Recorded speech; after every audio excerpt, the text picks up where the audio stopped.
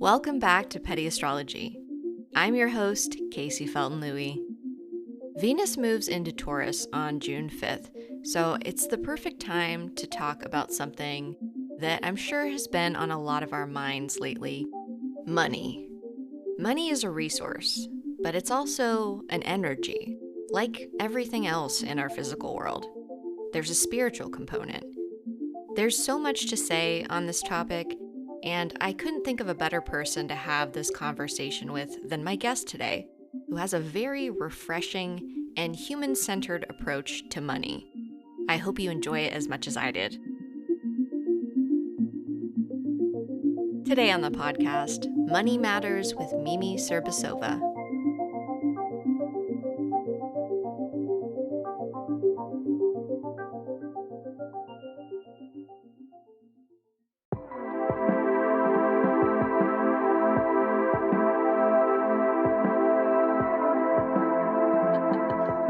I'm so excited to be joined by Mimi Serbasova today, who is the creator of Meadowsweet Money. Welcome. Thank you for having me. Thanks for being here. So I had the pleasure of meeting you. We were both studying astrology in the same community. Yeah, I got to see you blossom and just become more and more like integrated in the work. And it's so lovely to watch. Oh, thank you. Yeah, I feel like you really stood out immediately. I'm going to launch right into your astrology Oh, do because it. I feel like it's relevant. So this is Mimi. Mimi is a Sag Sun and Mercury, and then you've got that Virgo moon, and then we've also got that Cap Venus, and then we've got a Scorpio Mars. So you've got your Saturn in Yeah. Sag as well, and then you've got your Jupiter in Aries, Neptune in Capricorn, and then we have Uranus in Sagittarius, and then of course you are like me, a Pluto in Scorpio. So Yeah. that's Mimi. So right out the gate, I will just say you are an Aries rising.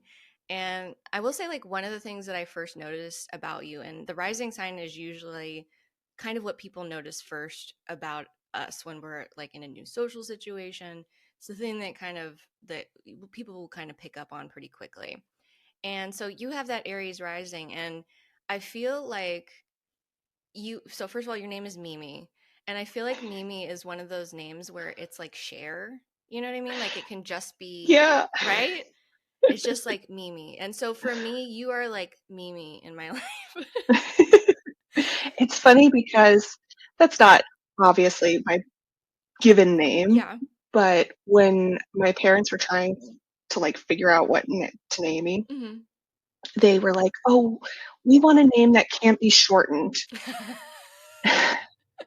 And, both being raised in different churches, but in churches, they were like, "We need a good biblical name." And they said, "Okay, well, we'll go with Miriam." And the first person that they told said, "Oh, Mimi." And it just stuck. You are such a Mimi, I feel like. Oh, yeah. Does it feel like the right name for you? It very much does. Even though, like, young kids will meet me and they'll be like, "Oh, my grandma's name is Mimi." And I'm like, "That's fabulous. Great." Right? I feel like so when I met you online, your hair was purple. Am I right? Yeah, it's still got a little bit, Okay. but Okay, so the thing about it is like one of the most Aries rising things I think about you is that you very immediately made like a distinctive impression that with that Aries rising on me, and like in my head you are like Mimi is purple. I love that. I'm in my purple era, so Right? And it's funny because I was thinking about your chart and I was like, if that's that Aries rising. Like you have this very distinctive like entry. At least you did for me. And so you were Mimi right off the bat. And I tend that's to so forget sweet. people. You know what I mean? Like, especially in online spaces where like there's a bunch of people and you don't necessarily see each other, but you even online had a distinctive physical presence. And I would also put that to, you've got that 10th house Cap Venus as well. So it's like I feel like people can kind of see your style like right off the top in a certain sense because you got that Venus right at the top of your chart as well. So like Yeah. in terms of tell me a little bit about like physical presentation because I feel like I've also like I've never seen you in person. We've only had internet contacts and yet I feel Yeah, like I have a sense of like you have a distinctive like style. I do, and I always have. Mhm. Um, so something to know about me is my parents worked on the circus Okay. when they got together. Iconic. Yes. So, like, I was looking for something on a research website, and I came across these photos of my mom when she was working at Circus World, Uh-huh.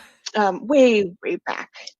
And I was like, Mama, I didn't know that these photos existed. She's like, Oh, Miriam, don't you know I'm famous? Like famous. That's so But cute. she's always had a distinctive style, Mhm. and um, she would like dress me in a lot of funky clothes. Mhm. And um, like I went to school, elementary school, with like this skirt that looked like a big watermelon slice.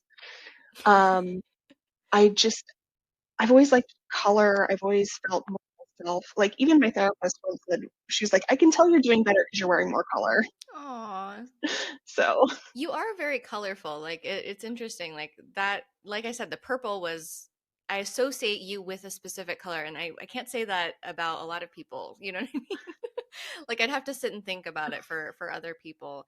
So I think that's really cool. Like what is it about like having that distinctive style that really like does it for you? it's hard to describe. I'm an artist. Like I think that's an essential part of who I am. But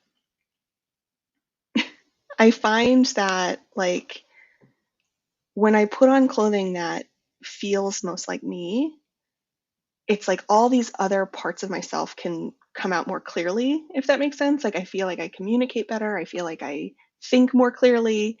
Um, I'm more comfortable in my own skin when I feel like I'm dressed in the things that, are bright. And I don't know if it's like a poison dart frog kind of thing where it's like, hey, please be nice to me because I will bite you back.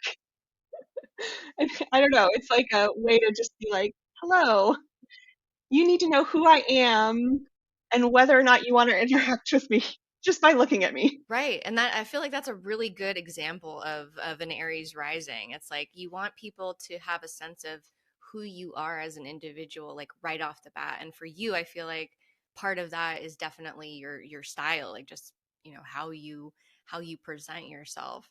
So I feel like you're a really good example. Like I would use you as like for student like this is an Aries rising. Well, thank you. I like embodying it. Right? Tell me a little bit about your kind of journey in life because I know that you were born in Texas and now you live in Mhm. Florida. So how did we get from Florida, Texas to Florida? Well, back to that circus thing. I want to hear Um, more about the circus for sure. yeah. So after my parents had me, they were like trying to figure out what to do. They didn't want to raise a kid on the circus, which at that time, really good decision.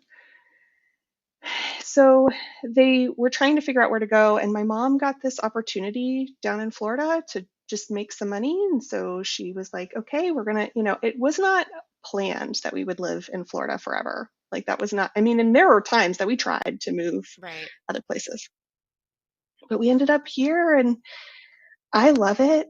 I love where I live. Yeah. I met my husband in high school.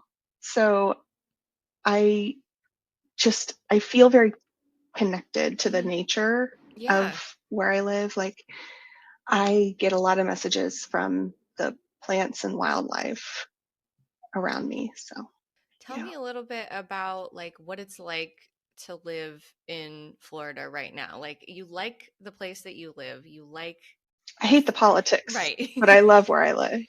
And so that's a really difficult position to be in. Like you're connected to the land, but Yeah. at the same time, you're dealing with probably one of the most intense political situations in the United States right now. Yeah. I feel like Florida is often the canary in the coal mine where a lot of things are kind of tested here. And there are a lot of folks that seem to think like, oh, well, Florida, kind of brought these things on themselves. And I disagree. We were very like purple for a long time, Yeah, politically, but things started changing. And there's a lot of different reasons for it. But I find that the people who are from here, like really are ingrained here, know a lot more about the history and understand a lot more of like how we got to this point than the folks who are new to Florida. Um, and there's a lot of assumptions that are made about Florida and Floridians that I think are easy to just repeat and people don't question it. yeah.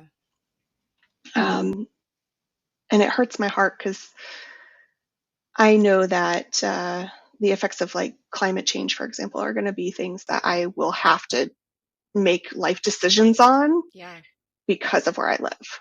absolutely. I think that's one of the most disturbing things of like contemporary American behavior. I live in Los Angeles. It's classically, we're liberal and, people are like, ooh, California, really an easy place to live out on, right? And there are people that will talk about the South like the South doesn't matter, like everybody in the South is the same and Yeah, racist. And for one, that just tells me that they don't understand the makeup of these places and how many marginalized people live in these places.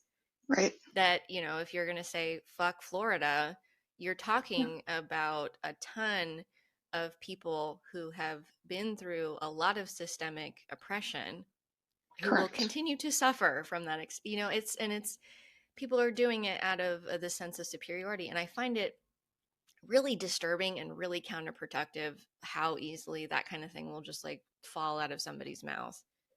Right. I mean, folks are upset about things that are happening with like Harvard, for example, great example. And I'm like, were you not paying attention to what was happening at New College of Florida? Yeah, Like, same things, probably not. just a different, it's like same words, different font. Yeah, So I think it's important that people start paying attention to what's going on in Florida yeah. and how that's being repeated or, redone in others. It's interesting. This part of our conversation is really making me think about all that Sagittarius energy that you have in Yeah. your chart. So you've got your Mercury is in the eighth house, which, iconic. We love a spooky person. That's giving, Yeah. uh probably really, really good researcher. Do you feel like Yes. I don't give myself enough credit. Um, but yes, I'm a good researcher. bet you really get to the bottom of things? And then in your ninth house, you've got the sun, that Saturn, Uranus, and Neptune. So you're a ninth houser. You're a Yes, ninth I am. houser, and you're a Sag. So, Yeah. so first of all, that tells me that you're somebody who is a lifelong learner. Oh, so much. Another thing that would indicate to me is that you're somebody that really has a strong perspective and strong beliefs. And I do. so as a person who lives where you live, do you feel like you're more unique in your belief system for where you live? I do. I often feel like part of my existing here Mhm. is to be that person that's like, no, not all of us think these ways. Yeah. Um, and also to be sort of a reflection to other people like, no, you're not alone in believing the things that you believe. That there's a lot more of us out there than folks realize. And I think too, it's really shaped how I interact with my community. I have worked for a few years now as a poll worker, like going to the elections office and helping with the local elections, um, which I really enjoy, and I'm hoping kind of evolves it a little bit over the next few years. Because being in the public is a whole beast. Um, but it's really been a way for me to get involved locally. Like I have paid more attention, especially the last few years, on really hyper local issues, particularly around historic preservation. That seems to be something that kind of keeps coming up for me of like, you know, it's not good because it's old because it's good. Like Right, we exactly. need to preserve these spaces and places that mean something. I think that that's really cool. That reminds me of your cat Venus, like caring about things continuing, like the legacy of these buildings and places living on. One of the things about people that live in places that are being really directly impacted by conservatism and fascism right now is that a lot of people have this thought that everybody can just pick up and leave. And, like as an astrologer, sometimes people will come to me considering these issues and, they want insight, they want guidance of some kind. And it's hard because it's kind of there's no one size fits all solution, I think, in that situation. And the climate crisis is very real for people that live in places like Florida, where you're probably going to be impacted sooner rather than later. And so Yeah. it's tough because it's like I don't want to downplay that there are very real things coming down the pipe, but like it's if everybody that has more progressive, more liberatory beliefs takes off, then we also have a problem. So I think people like you, kind of being a little bit of the fish out of water, you're doing something really important in your community just by Yeah, existing. I think so. I mean, we already have a lot of folks that are getting priced out Hmm. and don't have anywhere to go, but they're getting priced out because the cost of living has gone up, but also like homeowners insurance is now a whole other mortgage payment, and folks who've paid off their homes are now it's like having a whole brand new mortgage payment because Yeah, they won't fix this insurance crisis issue.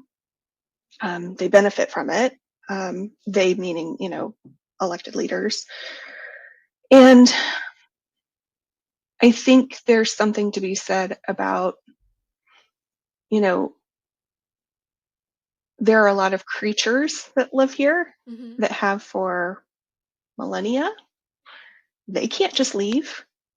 I fully anticipate we're going to, within my lifetime, lose the Florida bonneted bat, um, probably the Florida scrub jay, which is the most beautiful bird. Oh my God, they're so gorgeous. Um, and a lot of other species. Like they're important, they're critical, and once they're gone, they're gone. yeah. So somebody's got to stay and try to fight for um, these parts of our ecology. So That's a really tough way to have to like make decisions. And I think that we're going to find that more and more people are going to have to make these types of decisions, unfortunately, just because that's where we are at.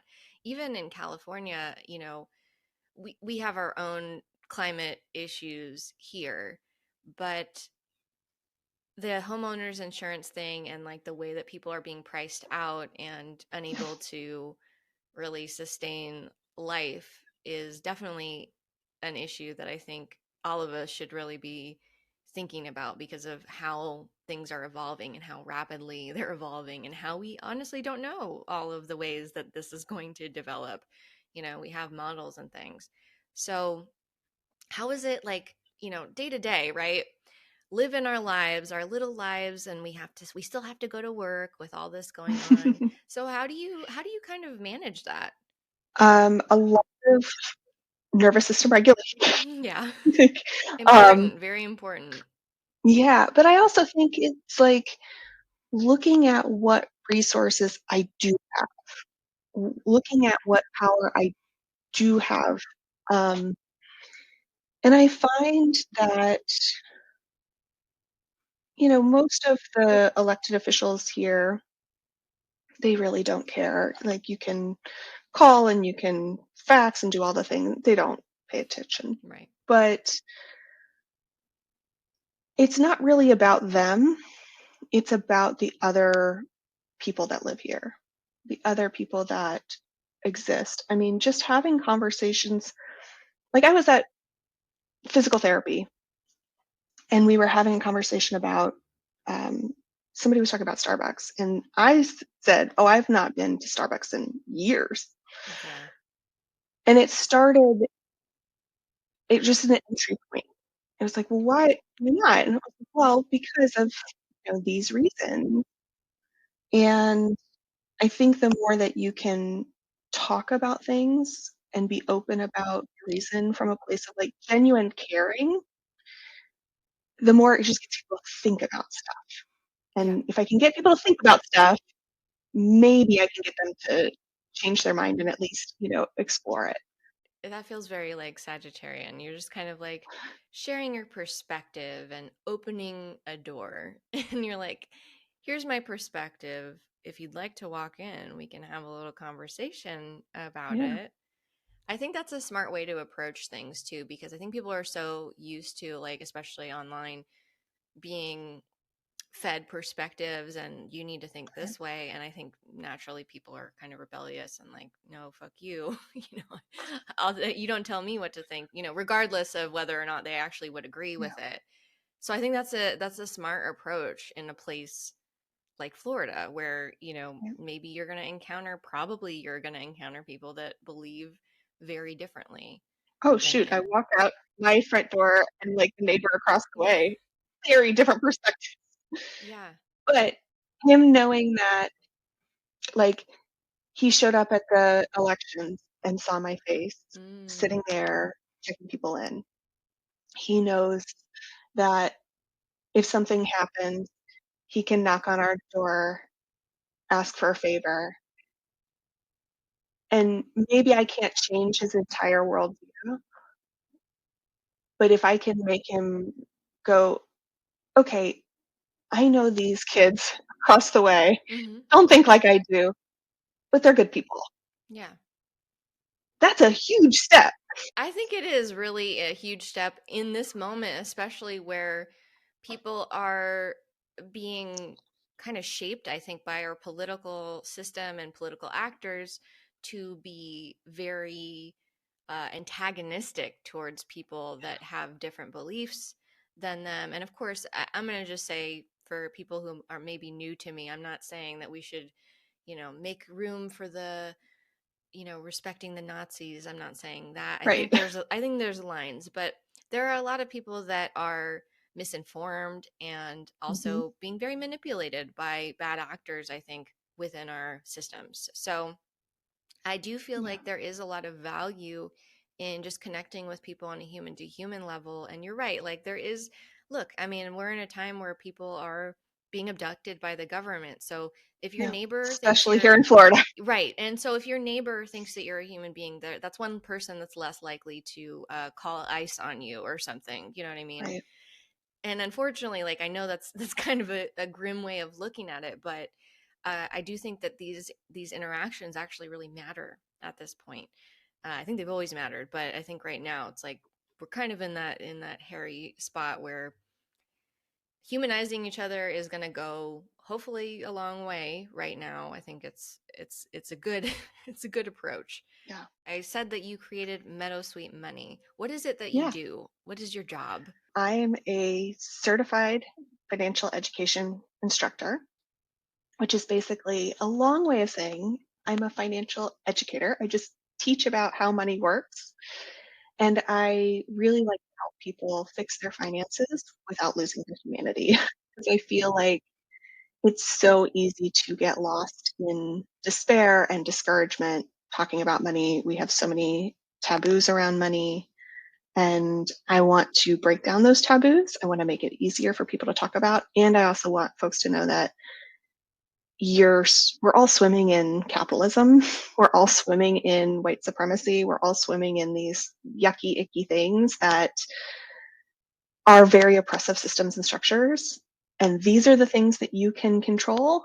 These are the things that you can influence. And then there's a whole subset of things that are not within your power to influence or control. And that's okay. Let's focus on what you can do, um, and no longer take responsibility for things that are not your fault. I think that's really important work, especially right now. I just want to point out, so financial educator, right? Right off the bat, we already talked about how you're a ninth houser, you're a Sag. Sagittarius is the sign of the teacher, and the ninth house is, like higher education. And Yeah. then that Cap Venus is, Capricorns and finance and business and like having your own business. That's kind of all in there. And again, that 10th house, right at the top of your chart is where that Venus is. So I think people also, they see your financial expertise and that this is something that you have a lot of comfort and familiarity with right off the bat, like when they get to engage with your work. So how did you kind of find yourself going down this road? Well, I was a financial scaredy cat. Like I was terrified of money for most of my life, like a lot of people. And I grew up very working class. I know what it's like to go to bed hungry, not because there wasn't any food, but because there wasn't quite enough food. And growing kids, I ate a lot. Yeah. Um, and my parents really striving and struggling. And sometimes it'd be like, oh, the power went out. Oh, the water turned off. Oh, we got to pay that bill. It's like it happens. And I know what it's like to grow up where it's like I didn't ask for things, not because my parents didn't want to provide it, but because I knew they couldn't and they would want so much to say yes. And it would hurt for them to say no. Um, but you know, I graduated high school. I worked during high school. Um, I went through the process of getting my bachelor's degree very slowly because I worked full time while I was getting my bachelor's degree. And through all of that, I went into debt like a lot of other people, mostly because I had periods of unemployment. I had a couple of medical things that came up. I was helping my family a lot. And there was one night I was sitting at the computer and I was looking at my bank account and I realized like I didn't want to be scared anymore. I wanted to just figure this money thing out. And I didn't know how I was going to do it, but I was going to try. And that was really what the turning point was for me, was like, I just don't want to be scared anymore. Um, yeah, I really love talking about my journey, but I find that it's very typical of a lot of other people. You get to a point where you're just like, I've climbed all these other mountains in life. I've, gotten a degree or I've started a career or have relationships, right? And you just go, I got to figure this money thing out.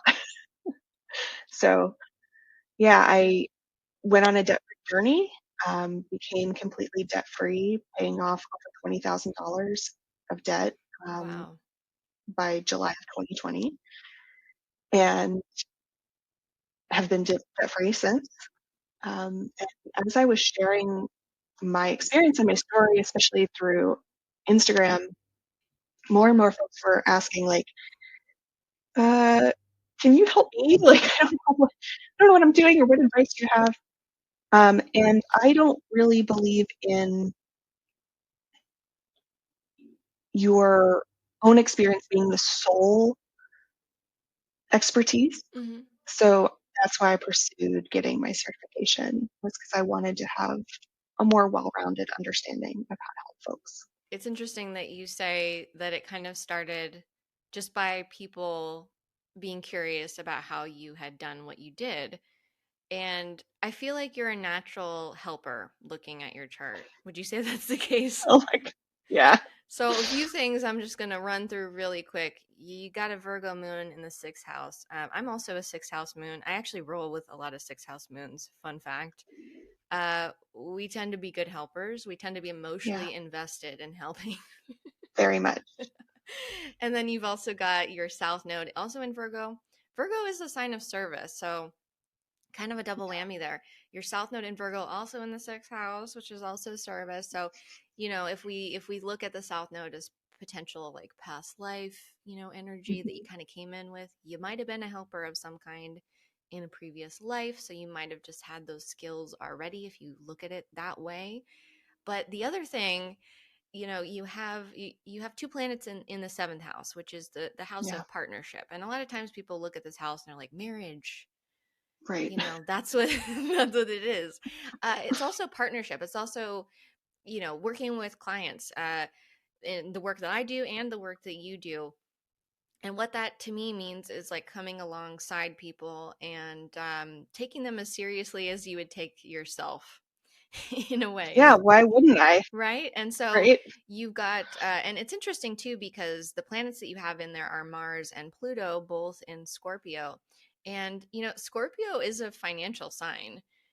Yeah. It's People don't think that, but no, they don't. It is a financial sign. And it's also like joint finances and like investments and things like that. Things that, you're merging.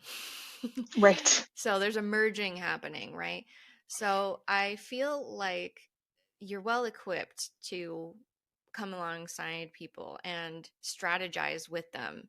That's kind of what this energy is giving me, is like, and I love this because it's also kind of what I do as an astrologer, is like I get in the pit with the Yeah. client, and then we're going to strategize with that Scorpio energy. And I feel like you, with that Mars and it's conjunct Pluto, very close conjunction, Yeah. it's like you're like a dog in a bone. It's like there's a real strong motivation there to, like, if somebody is coming to you with a financial issue, I feel like you're gonna get to the bottom of that issue in whatever ways that you can. Yeah. Sometimes it's uh overwhelming at Yeah. first, Yeah. but once I explain things, people are like, "Oh, okay, I got it." But Yeah. I do like to look at all of the nitty-gritty details and Hmm. then zoom back out and be like, "Okay, here's the 30,000-foot level, um, and here's the pathways we can take. Yeah. We could go this way or we go that way." Like, I'm Yeah. very fascinated by that, and that Right. Scorpio Mars, just I'm so tenacious. Right. Well, and it's a very Scorpio energy is very strategic. Yeah, It's like the goal, whatever the goal is the goal. And a Scorpio is going to use whatever diversions or whatever stuff is thrown on the path, and they're going to dip and dodge whatever, they're going to work with the terrain. And they aren't going to give up if they can help it. So yeah, I feel like you're well positioned for what you do. Like your chart really is like, I remember the first time I ever saw your chart, and I think you were talking, this was years ago. You were talking about like if you were really going to, I think, fully invest in your financial education path and this mhm. business. And it was funny because you look at this chart and it's like, yeah, you should Yeah, definitely be doing that. You're very well positioned for what you do. And one of the things that we kind of had talked about before we got on this call together to record was, the fact that most people don't have a lot of money right now, especially in the no, US. Like a lot of people are hurting. they are. And one of the People are things, yeah, struggling. one of the things that I have been thinking a lot about, and as you know, I talk a lot about mutual aid and Yeah, showing up in community. And I had this sense that, given the situation right now, I think a lot of us who even want to be, doing mutual aid, the first thing I think people often think when they hear these kind of things is, I don't have any money. right. And so I wondered if we could have a conversation about mutual aid and limited resources and your perspective as a Yeah. financial educator on like how you have been approaching this with yourself and maybe clients. I love talking about how we go beyond just the resource of money because money is a powerful Hmm. resource. Like, I would love for everyone to have more money. I would love for everybody to be able to earn more. Like, we all should be earning more. And yet, I know that money also isn't going to solve all the problems in either. Um, you know, we have our time, we have our talents. Connections can be a huge resource. Um, I also think about sometimes what folks get kind of knotted up about is like the idea of like contribution Hmm. and that their contribution has to somehow equal a certain dollar amount. Um, and that's just not true. Like, there's value in every contribution. And I think that's a perspective shift that a lot of us have to kind of make when we're moving from more like traditional, like nonprofity kind of charity work to mutual aid. Um, is understanding that contributions look different and they don't have to have a dollar value at all. I think you hit on something really important there is, I think because we live in the world that we live in, a lot of us think mutual aid as charity, right?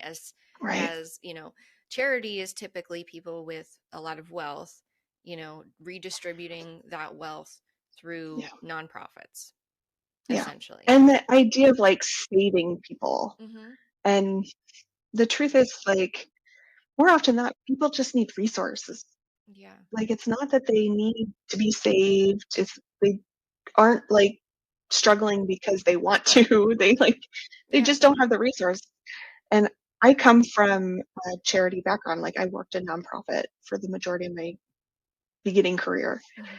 And I saw how much that a lot of times it wasn't that people were in positions because of their choices. It was because they didn't have the resources that they needed. Um, so I really think for us to be thinking sustainably around mutual aid, we have to start taking that idea out of our minds of like productivity culture and our Hmm. value being tied to our productivity and taking away that idea of like the way that we help people is by saving them. Yeah. It's important to note, like, from an astrological perspective, you look at a chart or you just to approach astrology, you're going to be looking at, like, yeah, people certainly want to know about finances. That's a big one. Yeah. But when we're looking at the things that we would look at for finances, we're also looking at resources as a whole. And so I think that if we just reduce it all down to just money, we kind of miss the other ways that we're wealthy. I 100% agree with you. Yeah. Um, and I don't even think about money necessarily in terms of like dollars and cents. I really think about it as like, this is a representation of my life energy. And I can put my life energy into things that do not make me any money. And that's just as valuable as, the things that do make me money. Um, and at the end of the day, like, the money that I earn that's flowing and going through my life is for something. There's a great quote by Vicki Robin where she's like, you would not put yourself in a locked box in complete darkness forever for in exchange for $1 billion. Like, that's not the point. The point is to what you're doing with your money. And more often than not, the people who are just so set on acquiring and acquiring and acquiring more money have kind of lost the forest for the trees. They don't really see the point of what it's there for. So I I particularly like helping folks to align with what is the vision that they have for their lives, how much does that actually cost, and how many things can they get access to now without having to bring in more money. I think there's too many times that we have this assumption that like all of our dreams are going to cost way more than they actually do. And we can find a different, maybe, version of what they're looking to achieve because it's really not about the money. It's about how we want to feel at the end of the day. So, like, if somebody was looking at their financial situation, they're like, I don't have a lot to give. How would you kind of like reorient their thinking a bit around that?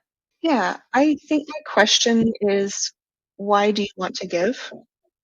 What do you hope to get out of it?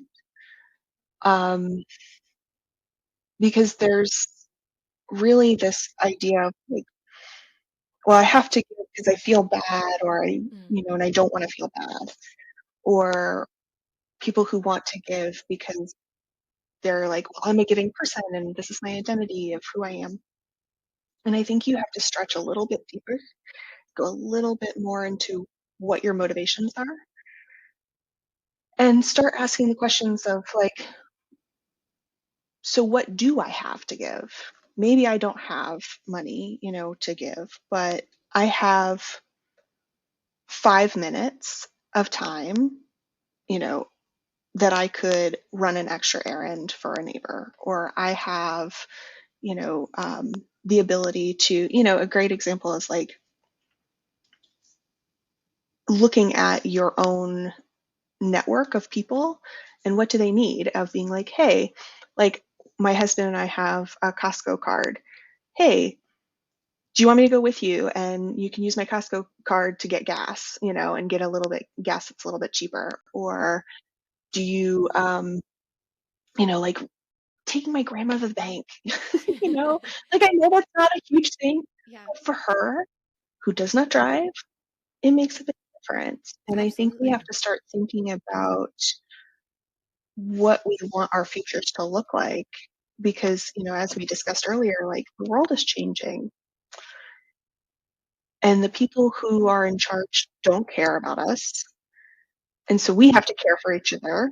Absolutely. And it really comes down to what do you have to give? And I think, yeah, taking my grandma to the bank is not the most fun thing in the world. Hmm. It's not the most thrilling. It's not Instagrammable, I mean, but it matters. yes. Yeah, absolutely. And I love that perspective. I fully, fully agree. I think in some cases, money is actually the easy way out in some ways, don't you think? Like, Yeah. if I can throw It's the money, least annoying. right? But it's like that comes from that charity idea of like, if I can throw money at the problem and don't make, I'm going to be very clear. Money and mutual aid is always a need, and I think it will It be is. for a time to come. So if you have extra, please, redistribute. But for, Yeah. a lot of us who don't have much extra, if any, we have potentially other resources. If you are physically able, if you have a car, if you can help other people in your community, if you can show up for them, periodically Yeah. and build connections with people, I I would mean, just the argue. habit of like walking down the street, you see like trash on this and just picking it up and putting in the trash. Yeah. It's these small things that we underestimate their importance and then overestimate what we have to do to show that we're worthy enough or doing enough good or whatever it is. Yeah, absolutely. And I think we're in a moment where we really do need a huge perspective shift, which I think is probably something that you know about with all that Sagittarius energy, that is perspective not like one of the most crucial parts of anything. Because if you have the perspective that even if I don't have a lot of financial wealth, I do have other things that I can offer my community that will benefit me, because, when you build stronger communities, we all benefit. But also, I can help and be of service by giving what I do have, sharing what I do have with my community. Yeah. I think And that is more you might be valuable than annoyed in the money. process. It may not be the most fun, and that's okay. Yeah. You do have a very like non-traditional perspective, I feel like, And that's a Yeah. compliment Thank you. on financial education, because to be honest, I most people that I think talk about finances, like on TikTok, there's tons of people that you see that are Yeah. like, here's how I got $1 million, and they're an expert and they're a business expert or whatever, and then it's kind of like they don't really seem necessarily like legit, or Right. you don't know their history. If they have family money, they have a very different Right. perspective on what that whole thing means and what we should do to get money. And uh, you are a very, like, I feel like, approachable financial Thank you. educator compared to what I'm used to seeing, like, out in the world. Yeah. And one of the things that I feel like is different that I've noticed about you is that you do incorporate your spirituality into financial education. So could you tell me about Yeah. like how that came about? Yeah. So I've been using tarot for myself for a long time. I love tarot. And I think it's kind of two things, ultimately, like budgeting, personal finance, that's just resource management. And I find resource management to be a very spiritual thing. The way that I take care of my clothes in my closet, the way that I take care of, the food in my pantry, the way that I take care of, my vehicle. It's all a spiritual thing of me valuing and appreciating and having gratitude for the things that are in my life. And I keep coming back to, it's so funny we're talking about this. I keep coming back to that phrase, bread and roses, the idea that like we have to have the things that sustain us and our bodies, but we also need other things to sustain us, art, culture, music, Mm-hmm. literature, all that. And so for me, I think personal finance can be quite spiritual, because at the end of the day, it's about what do you want your money to be doing for you? Um, and I think there's a lot of people in the personal finance space that are like only coming from their perspective of like Christianity, Mm-hmm. and that leaves a lot of people out, including myself.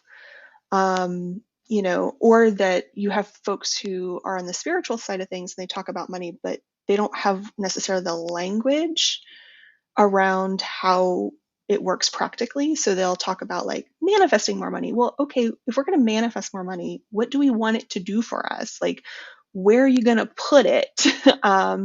How are you going to interact with that energy once you have it? And I really want to nestle into this little crossroads of the practical of personal finance, the nuts and bolts, and then that spiritual side of like energetically, how do we interact with this? So money is not this domineering thing in our life, but it's also not something that we take for granted.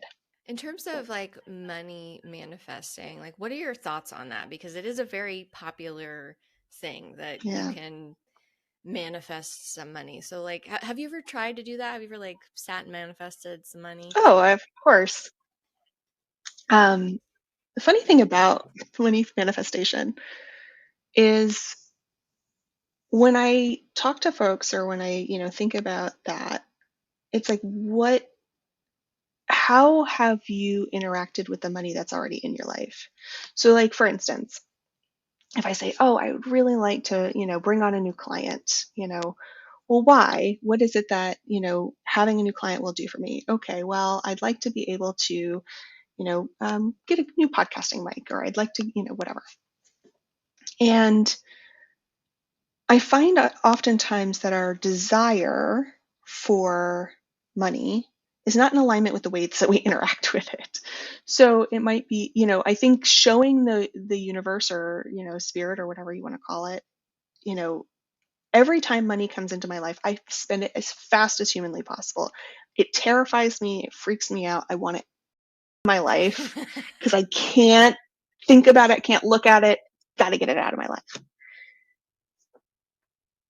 If you had a friend that you gave gifts to, and every time they gave it to you, you give a gift to them, they're getting it. as fast as possible. Are you really motivated to keep giving them gifts? Right. And, that's just one example, but, like, on the opposite end of the spectrum, I interact with folks a lot that money is scary. They hold it and they clench it, and they'll say, "Oh, well, I'm saving it for this, trip." But then the time comes to book the trip, and they don't book the trip. Yeah. So I think aligning your intention and your actions makes that energy flow a little bit better. I have to say that I agree. I don't know. I mean, I would love actually your thoughts on this, given what you do. My thing lately has been money is made up, and I don't say that to be insulting because a lot of No, important no. things are made up. But you know what I mean? Like Yeah, it's taken the weight out of it for me a little bit. Like yeah, all of this is made up. Living in a time where a lot of people are accruing a bunch of debt just to kind of stay alive. yep, I'm like, debt's made up too. When I die, it's not coming with me. They can try, but I'll right. be dead. So, I Yeah, kind of, same thing with, billionaires having been money. If right, you can't take it with you, right. And you so know, I kind of, it's like, I take some of the heat out of it for myself with that perspective. And it's not, I appreciate when I have money. I do try to like hold it lightly in that way. It's like I yeah, appreciate it, but it comes and goes. And I agree. that's my attitude towards it. Yeah. And And I think there's, something to be said about like, yeah, it is all made up. mhm, And the rules change all the time. So part of our collective effort has to be imagining better systems yeah, because it's made up anyway. right. I think our ability to imagine our relationship with money differently is like kind of a microcosm for like our ability to imagine our world differently, and that Right. resources could be managed differently, that they don't have to be hoarded, because guess what, we live on a planet where actually there is enough for everyone if these greedy motherfuckers wouldn't just like hoard it all, right? Yeah. So I do think it's important for us to not take that on ourselves, which we've been trained to do, Right. is like not internalize it. And one of the things that this tends to show up as is, I feel really bad about myself because I'm broke, and it's a personal feeling. And that kind of thinking, Mm. I would imagine, is really rampant right now. Like, Yeah. I think one of the reasons I went to education side of things is that I really believe that knowledge isn't just power, it's a way to eliminate fear. And so many folks think they're bad with money. And it's like, how can you be bad at something you were never taught? It's not your fault, but you can learn now. And when you know more, you have the ability to have articulate conversations with people in power. And that's how we collectively push back. If we all know what we're talking about, things change. I have said for a long time, if people used credit cards the way that I tell them to use credit cards, our entire credit industry would collapse oh, really? How do you tell people to use because they credit cards? make money off of you not knowing how it works. Mm, They make money off of you um, paying so much in interest. So if you use credit cards, like if everyone used credit cards to be able to get what they need, pay it off immediately, use the benefits and perks, they are not making enough to right. give out the benefits and Right. perks. That's how I use So, credit cards, by the way. And I've been grateful that I haven't had to like accumulate a bunch of credit card debt, but I literally I'm scamming the credit card companies. yeah, and we all should be. Yeah. Like you give me the Like, perks for using your credit card and we'll call it a day. yeah. And I think that's where us all having more knowledge and information can be really empowering. And even when, like, we're talking about mutual aid, we all should be looking at conversations around budgets. Yeah. Nobody wants to sit down in their, meeting of community and saying, but how much are we able to get in? What's going out? How are we managing these? That's an uncomfortable conversation because we don't know how to have it. Right. But if more of us do, we are then in a position of power. So I really believe that education can be empowering not just for ourselves, but for all these other areas. You can, when you're empowered and understand how, you know, taxes work Hmm. with just like on your pay stub and being able to look at your pay stub critically, it's a lot harder for your employer to commit time fraud Right. and take, you know what I mean? Like, and that's a huge reason why people continue to stay stuck in these really crappy roles. Absolutely. I totally agree. I think we need I think we need more people like you who make it approachable, who make it not a capitalist, venture to think about your finances. And, we have to think about these things because unfortunately, this is like the way that the world works. And Yeah. so I'm so appreciative that people like you exist and that you put this work out into the world so that people like me who don't, it's really not my expertise, it's not my lane. Uh, it's very helpful to have people like you with Virgo moons Thank who you. are like, the details that bother you are actually my bread and butter. And I'm like, yes, thank you. You've Yeah. saved me. Do you have a favorite part of your astrology chart? Like today, it doesn't have to be. I've been more and more intrigued by I've had so much going on over that north node in my 12th house. Like Yeah. it's just I think I told you before we got on the call, it was like a conga line of planets going.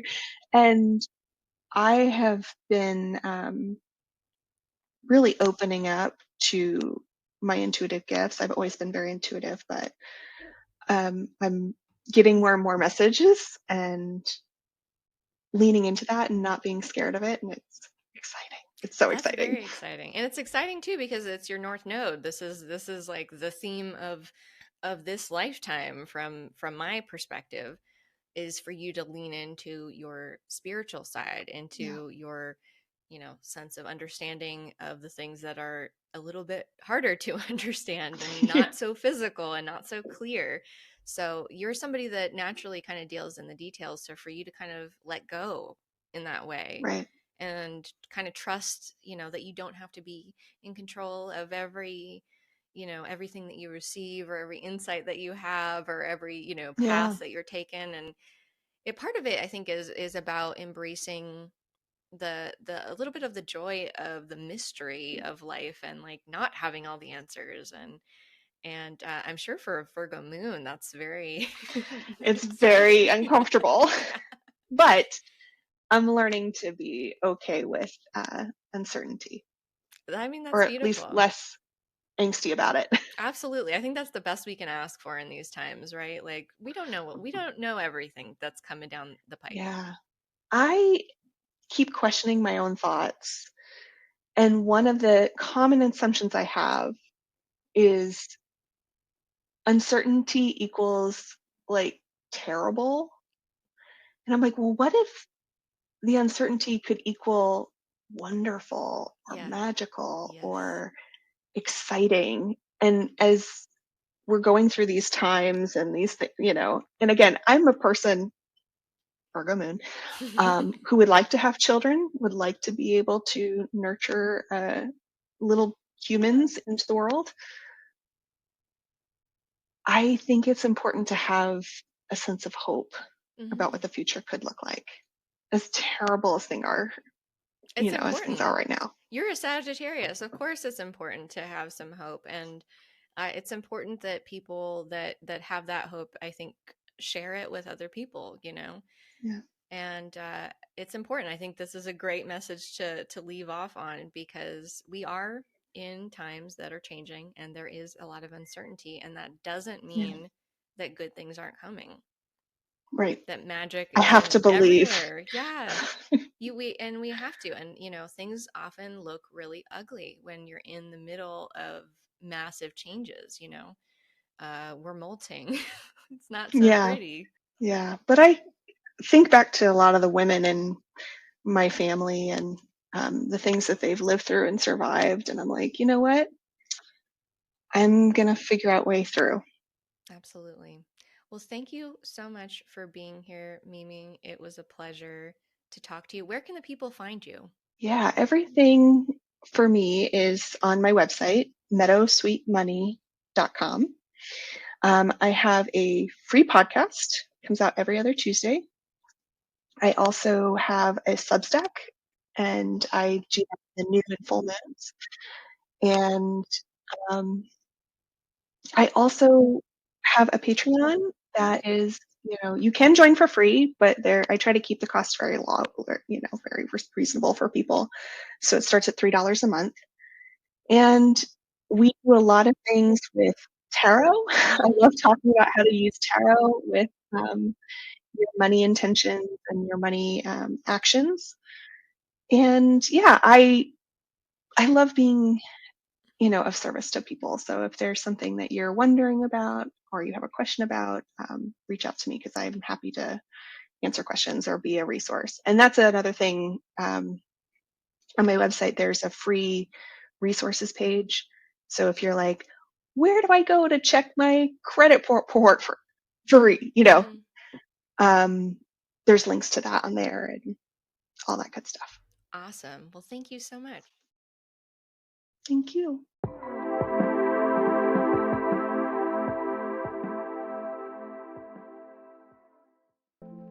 If you haven't already joined the Petty Astrology mailing list, make sure that you do that over on Patreon. It's free, and you get my newsletter, access to our chat community where I'll talk about predictions that I've made and how they relate to current astrology, and more, and other updates. Never any spam or junk. Speaking of Patreon, if you're in the club, the Petty Astrology Club, that is, make sure that you check out your reading discount for June. Petty Astrology Club is a learning space where we meet once a month to share our astrological observations, ask questions, and go deeper using astrology in our everyday lives. And as a treat, members also get special discounts on readings and workshops with me. All the links are in the show notes. That's it for this week's episode. Tune in on Patreon for even more Petty Astrology.